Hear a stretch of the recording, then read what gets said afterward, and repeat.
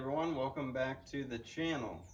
Today here at Scrap Fab we are going to use the Harbor Freight manual mounting and static balancer to replace the tires here on our daily driver. I used these a couple years ago on our other car before I was even doing YouTube, and had really good luck with it. The tires wore evenly, the balance was good. I have no complaints whatsoever about doing this by myself. Totally trust this balance setup. So figured this time around I would do a video covering how easy it is to do it yourself, save yourself a little bit of money, and yeah, just go over what all it takes to do it yourself. So that's what we'll be doing today. Let's get after it. Also, please remember to hit that subscribe button for me. Helps me out a lot, keeps me motivated, and leave me a comment if you have any questions. So the tires we will be putting on today are Yokohama Avid Touring S. Really good reviews I found. I actually got these on eBay Motors, and it is through, it's like a branch of Simple Tire. This is the same place I got them last time. Really good quality. Yeah, they're just super nice tires. So these should be fairly simple. The car tires don't have too thick of a sidewall, so they're pretty flexible and easy to put on, which makes this a breeze with that manual tool. You could probably just use tire spoons if you wanted to, but that holding the rim certainly makes it easier. So yeah, we'll be putting these nice new tires on, and we'll be down the road in no time.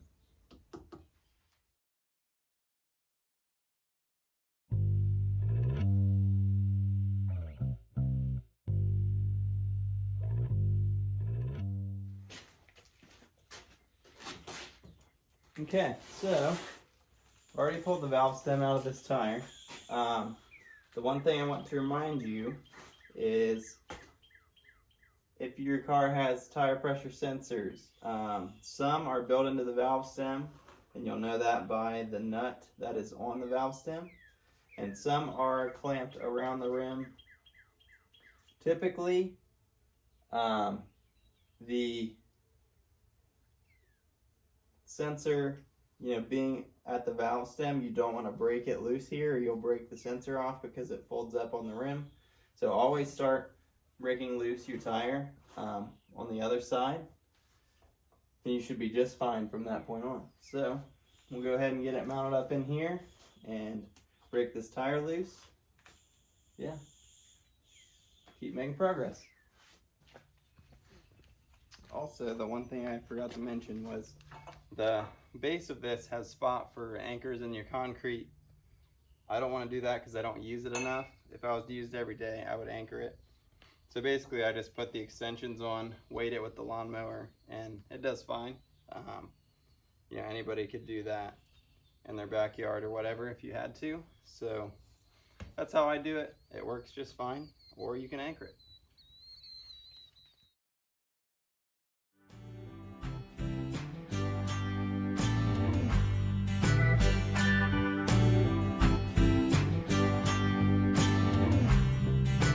Okay, and this,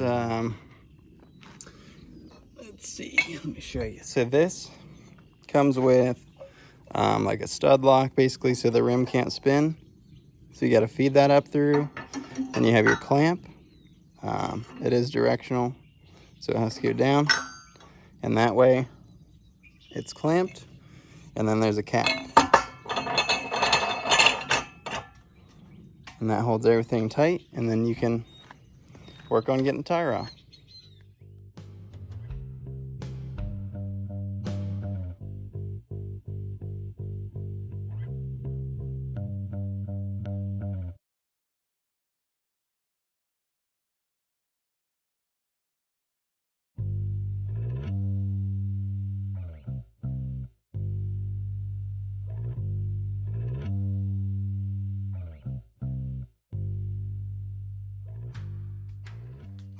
Okay, so that tire came off pretty good. One thing you'll have to be careful of is if you have aluminum rims, the steel pry bars and screwdrivers can be kind of damaging. These rims are already pretty thrashed on, so I'm not concerned on my end, but if you guys have nice rims, just pay really close attention to where you're prying. But these tires really don't come off too difficult, so you shouldn't have any issue. So now that this tire's off, I'm going to clean this bead up. It's really not corroded or anything, so I'll just wire brush it. And then I always use Dawn and some water, Dawn dish soap that is, and just put a little bit on the tire and it should just press right back on. So yeah, I will get the tire on. Okay, so these tires are just radials, so non-directional. So I'll just put either side out. Each side is identical. Doesn't look any prettier on one side than the other. So since there's colored dots on the sidewall, I'll put this side in and leave this side out. These tires are pretty soft. If you have a firm sidewall, then you might have an issue, but for what we're doing today, shouldn't need it.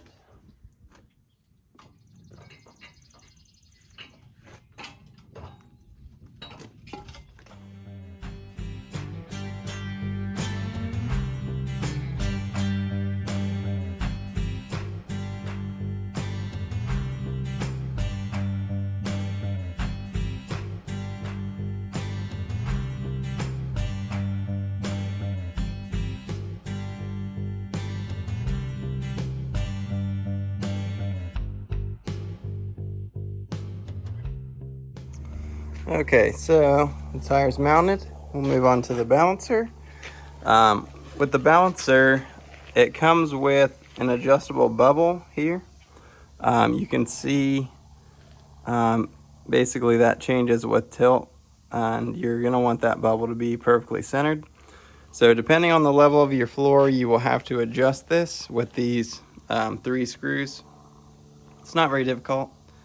And then you basically just want to knock it around a couple times and make sure that when it calms back down that it's as close to the center as possible, and that will be just fine for balance.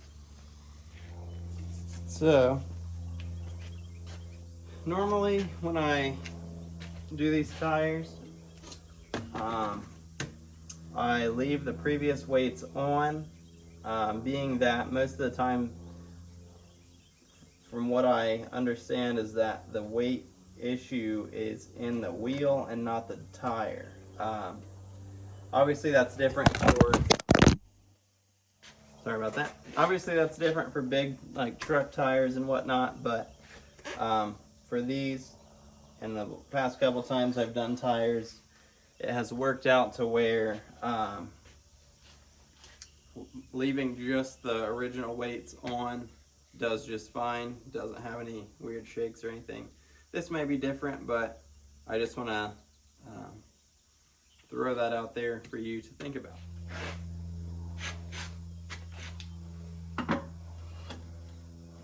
So the tire will self-balance, self-center I should say.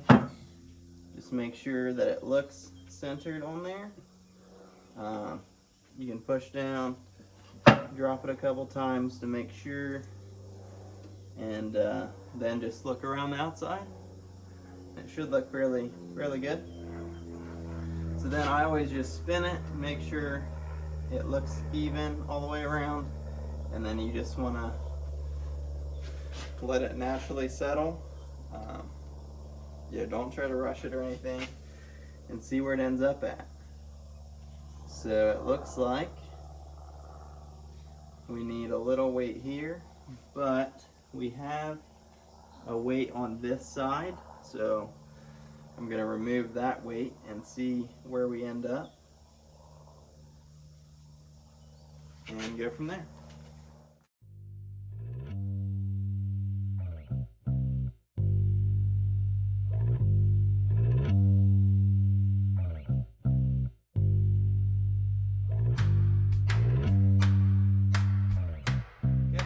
So with this wheel, I was able to transfer the 2 weights that were already on the rim around and get it right on center. So the other thing is some of these have stick-on weights. I usually leave those alone if I can, but Harbor Freight does sell stick-on weights, and I may use one on another rim, but for this one, I just had to move the clamp once. So that was good. We'll get this one on, and we'll do the other 3.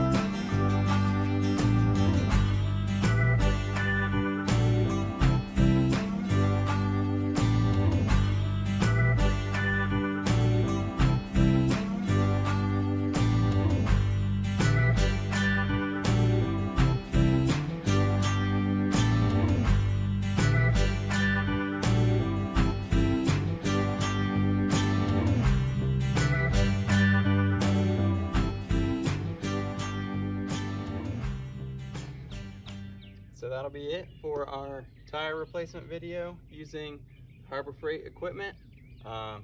It does take more time, and it is a little bit more effort involved compared to a normal tire machine, but we do get the job done.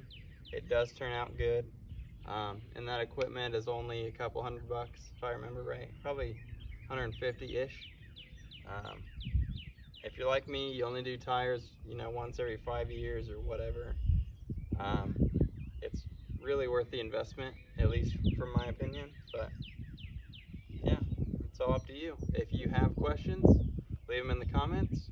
Remember to like this video and subscribe if you like this kind of content.